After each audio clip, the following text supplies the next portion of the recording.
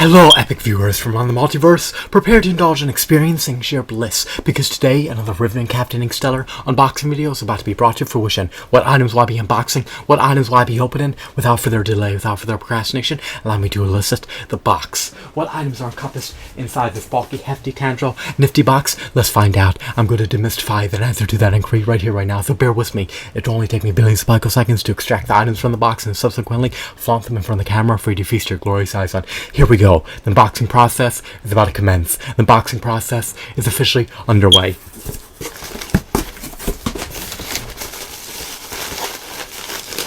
What items are engulfed in bubble wrap? Let's find out.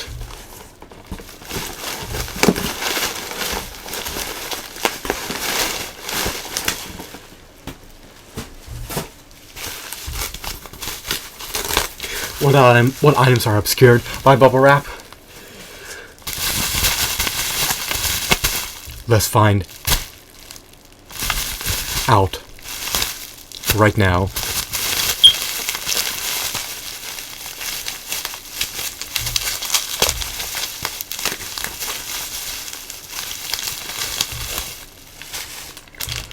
Alrighty, off the get-go we have an action figure that's derived from the Mass Effect 3 action figure line. Who is this character, you may ask? I do not know. That is an enigma. If you're well acclimated with the Mass Effect lore, then you'll likely know who this character is. At the moment I can't identify him or her. Maybe it's a Legion action figure, although I'm unsure. You can verify that for yourself. I need to open it and scrutinize it. It's apparently part of the Mass Effect 3 action figure line, as explicitly denoted by the ink on the bag. Alrighty.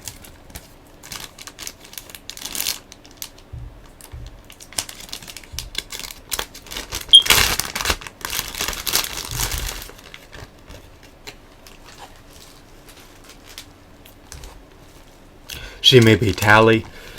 I'm not sure if that's pronounced correctly. You can verify that for yourself as well. Just because I'm not familiar with the character does not mean that she doesn't warrant a purchase. I love her aesthetics, I love her hues, I love her sculpt, I love her deco, I love her shadings and textures. She's a robust, novel, intricate, dynamic figurine. Why do I say all this? Well,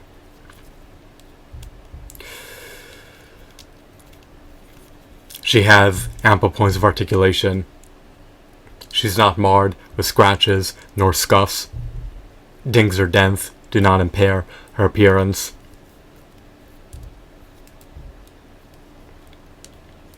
She looks menacing, intimidating.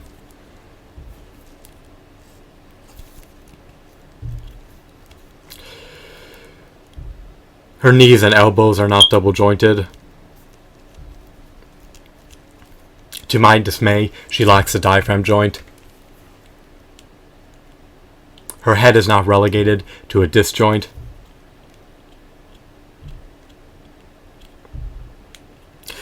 Is seemingly relegated to a ball joint. She cannot perform ankle pivots. She only has one peg hole embedded in the bottom of her foot. So, I would have preferred if she had finger joint articulation. I would have preferred if she could rotate her forearms. I would have preferred if she could rotate her biceps. She does look diabolical. She could be a heroic character. I'm not sure about her qualities. I'm not sure whether or not she's valiant or stoic or noble. It's an enigma. As I stated before, I don't know anything appertaining to this character. I just loved her. I just love her sculpt and her design, her hues, her aesthetics, and her overall quality that renders this action figure stupendous. In other words, this action figure is eye candy. It's visually appealing to view. It eminently appeases me aesthetic-wise. So, I'm gratified, I'm buoyant, I'm content, I'm jubilant. I relish adding this figurine to my prodigious action figure collection. She scales eminently well with a 6 to 7 inch action figure collection. She seems to be female, so she's a feminine character, apparently. That's all I can discern at the moment. Is she a cyborg, perhaps? Or maybe she has cybernetic implants embedded within her to augment her capabilities. Who knows? She seems to have a utility belt, as well as a gauntlet. Or maybe this item is supposed to represent energy being projected out, who knows? I love her wardrobe, it's just exquisite and unique, to say the least. Alrighty. Moving on, we have another figurine. Apparently this is the illustrious, renowned Commander Shepard.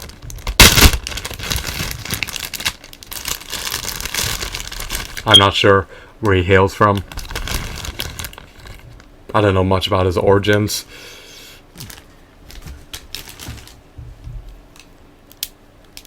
I played the original Mass Effect game nearly a decade ago.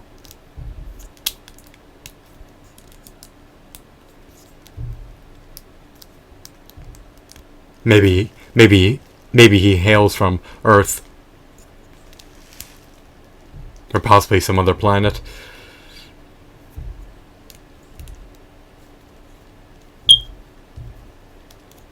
Domiciled in the remoteness of space. But who knows? I love his armor.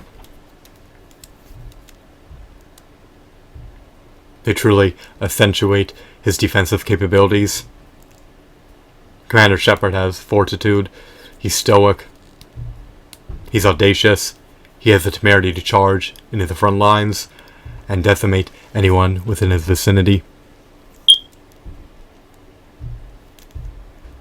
He can launch an incursion against any adversary and prevail despite the odds being unequivocally against him. So, I love this character. My main gripes appertaining to this figurine are that he lacks finger joint articulation. His hands are opened. It's kind of awkward and uncanny. His knees and elbows are not double jointed. He cannot perform an ab crunch.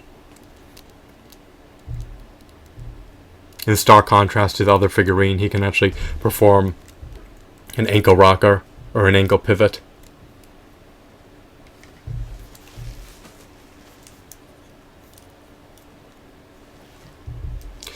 He can be placed into nearly any dynamic pose that you can conceive. He's a remarkable figurine. He stands roughly 6 to 7 inches tall. His appearance emulates Commander Shepard from the Mass Effect series. Apparently you can customize the design of Commander Shepard. However, the default, generic appearance that Commander Shepard starts out with may be akin to the appearance this figurine embodies. I love his facade. He looks poised for battle. He looks solemn.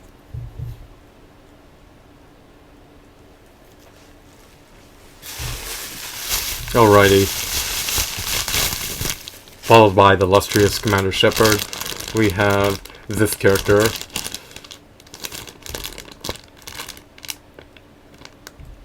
I'm unsure if his name is Garrus or something, who knows.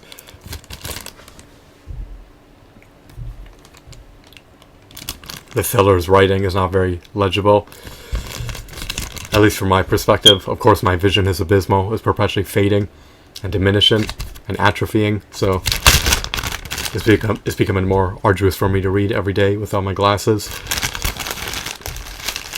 I need to utilize my glasses to augment my visual prowess. Nonetheless, he's still a meritorious figurine, even if you do not know his name for sure. Why do I say this? Well,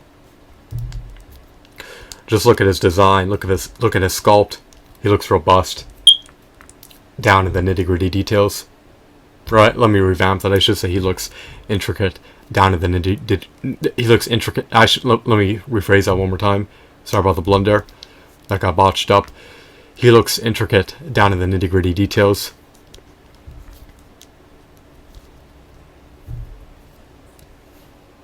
And he's unequivocally a robust hunk of plastic.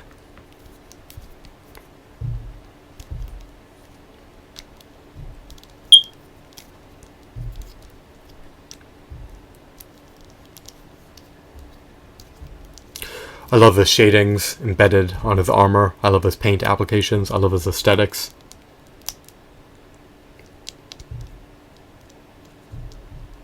What's remarkable about the figurine is that he truly looks akin to the alien character from Mass Effect. Is it Ganagus? Who knows? Or Garrus? Maybe it's Garrus.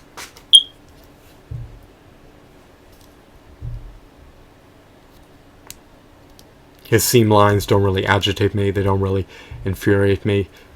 I can cope with them being conspicuous.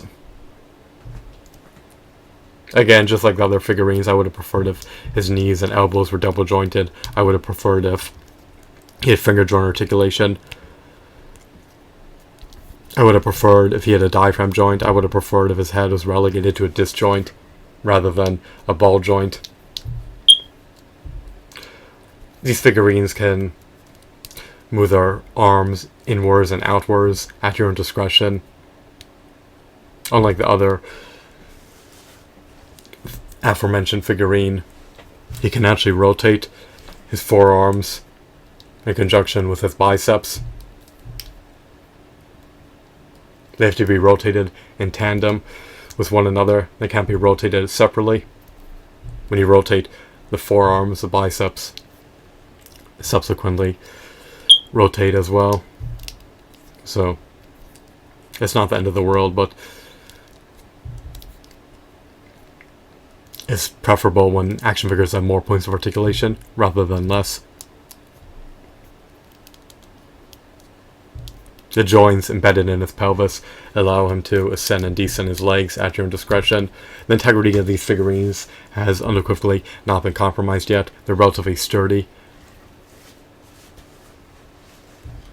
I can't pinpoint any loose joints as of this point. Of course, I can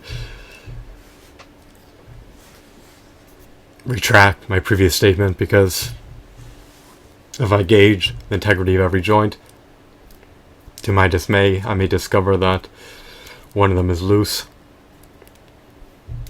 and perhaps they're bound to loosen over time.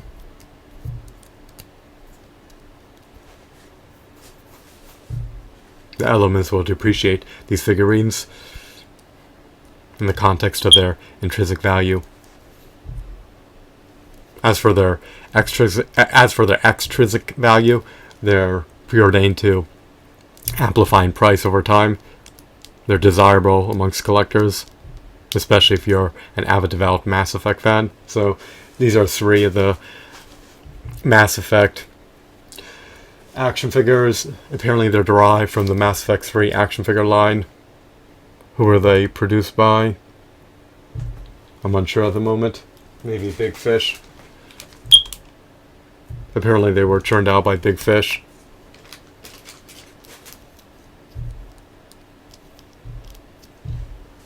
Amid recent years, so I'm gratified that I possess these figurines. I'm not sure if I received their armaments or not. They're supposed to come bundled with corresponding accessories. I need to search everything in the box to ascertain the contents of the box. I've only unboxed some of the Mass Effect 3 action figure lot thus far. These figurines eminently appease me. They appeal to my niche interests. I have no qualms about this purchase and decision. I recollect paying under $15 per figurine.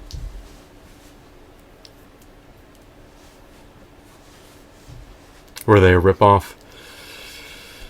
In my humble opinion, I would deem them to be meritorious, stellar, robust, and novel, and certainly worthwhile. Of course, I have a proclivity to love Mass Effect merchandise, since I'm fond of the Mass Effect theories. So, stay tuned for my subsequent videos where I unbox the remainder of the Mass Effect 3 action figure lot. I hope that this video appeased you. I hope that you deemed it to be enthralling as well as insightful. Have a wonderful, marvelous day. Goodbye. By the way, before I go, I'm just going to position these figurines closer to the camera. When they're oriented closer to the camera, you can inspect them and assess their condition firsthand to determine whether or not they're marred with scratches or scuffs. My vision is faded. Woe is me. However, yours may be top notch.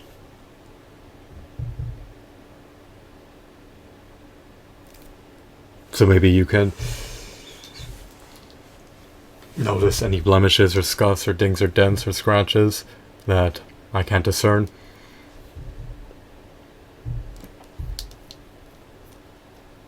These are the repercussions of aging. Your body begins to wither away.